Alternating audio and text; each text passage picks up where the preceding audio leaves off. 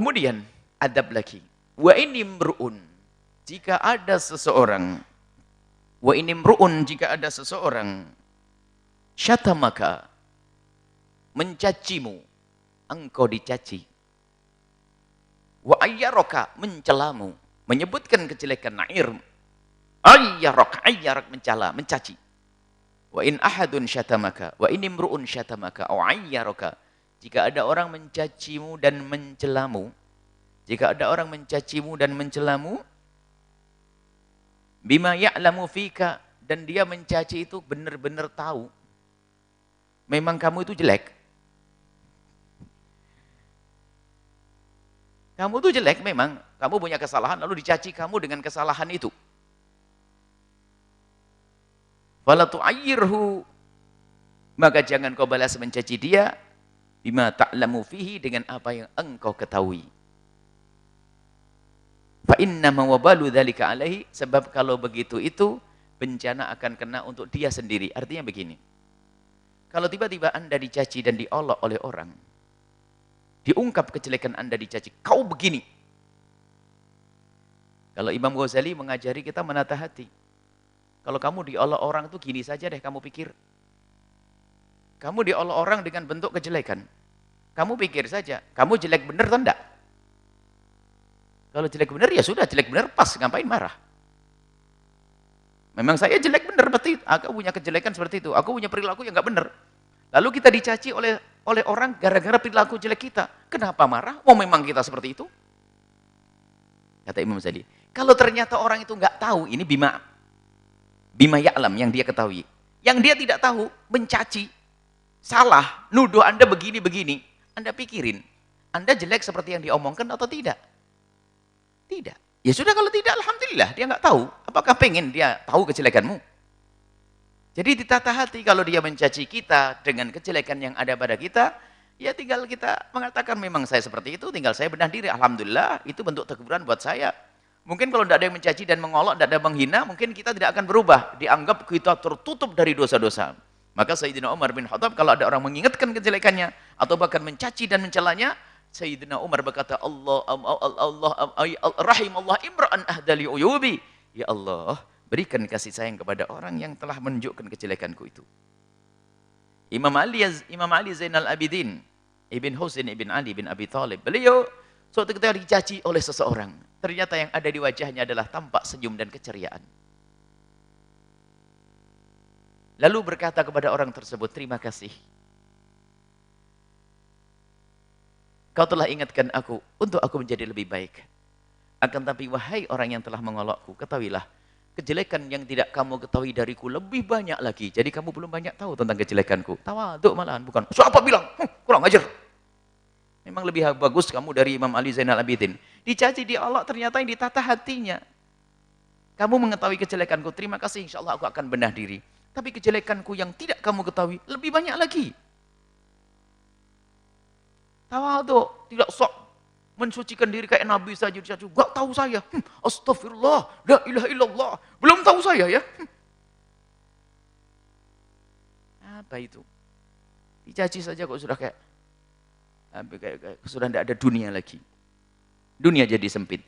Kalau ada orang mengolok kita, itu hadiah buat kita. Hadiah untuk benah diri. Bahkan orang itu kalau mau berbenah itu kan ada cara, kata Imam Ghazali.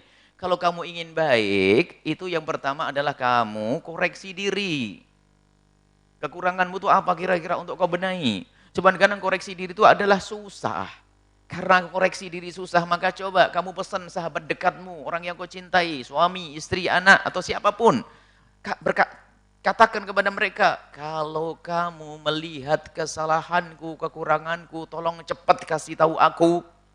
Buka diri untuk dikritik, buka diri untuk dinasihati. Tolong sahabatku tercinta, kalau kamu melihatku kurang baik atau salah, segera ingatkan supaya aku tidak berlarut dalam kesalahan. Ini tingkatan yang kedua.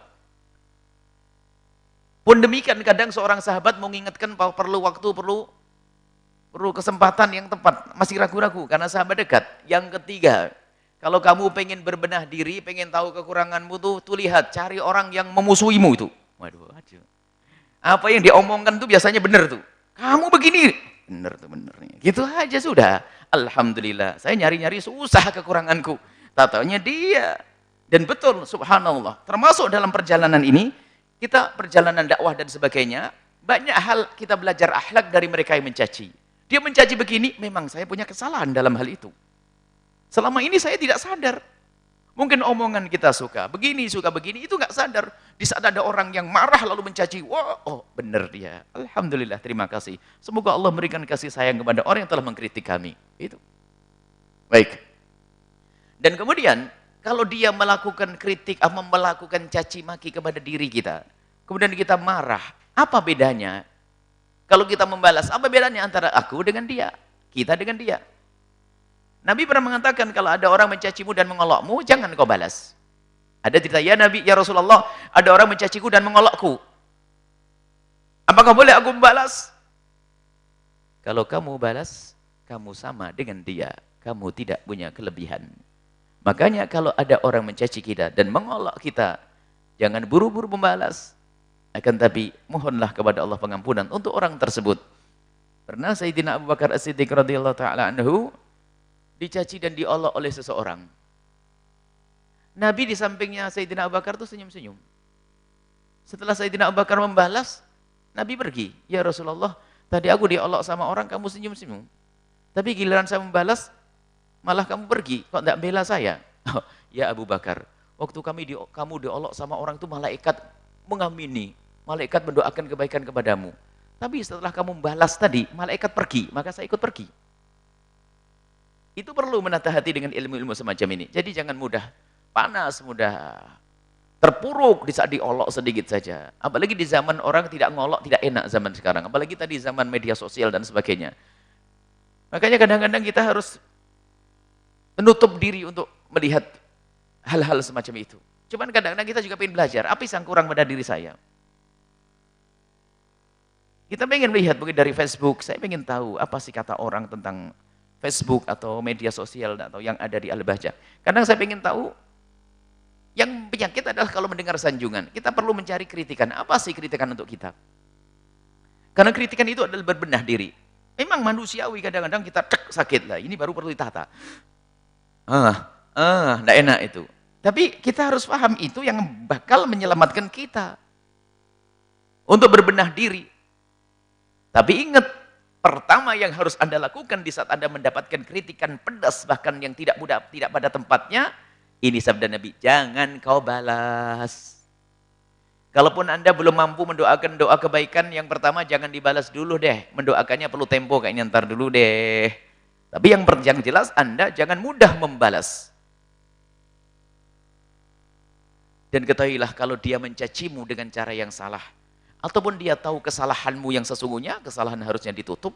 Kalaupun dia harus menasihati dengan cara yang benar, kalau ternyata dia datang kepadamu dan mencacimu, mengingatkanmu dengan cara yang benar, ya cara yang salah, urusannya dengan Allah. Tidak usah kau ikut-ikut ngurusi dia. Maka bersabarlah, jangan kau balas caciannya dengan cacian darimu, agar kamu punya kelebihan. Dan mungkin dengan kelembutan perilakumu itu, menjadikan dia sadar, sehingga tidak akan melanjutkan caci makinya. Kalau orang punya kebiasaan mencaci, Anda balas, dia akan lebih garang lagi. Tapi kalau Anda ucapkan kalimat mohon maaf, terima kasih atas itu semuanya, insya Allah setelah itu tertutup mulutnya. Wah, ini saya caci tanpa begitu. Top-top kalah saya sudah. Assalamualaikum. Beres. Wallahu a'lam.